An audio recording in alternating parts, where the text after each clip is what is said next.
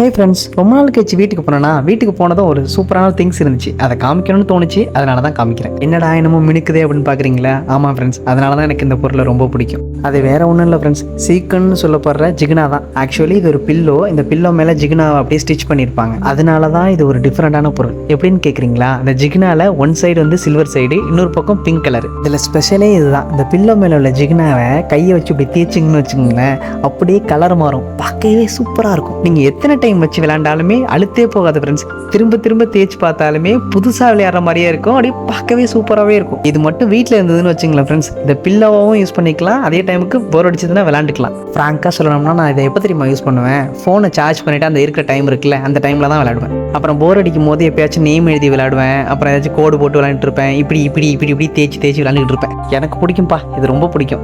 குரங்கு கையில் பூமாலை கொடுத்த மாதிரி இந்த தலைவாணி என் கையில் கொடுத்துட்டாங்கன்னு வச்சுங்களேன், அப்படியே தேய்ச்சி விளையாண்டுக்கிட்டே இருப்பேன். அதனாலேயே எங்கள் வீட்டில் உள்ளவங்க இது அழகாக இருக்குது, இவன் கையில் கொடுத்தா பிச்சு அரைஞ்சிரும் அப்படின்ட்டு கொடுக்க மாட்டாங்க. நீங்கள் இது மாதிரி ஜிகினா வச்சு விளையாண்டுருக்கீங்களான்னு கமெண்ட்ல சொல்லுங்கள். டாட்டா.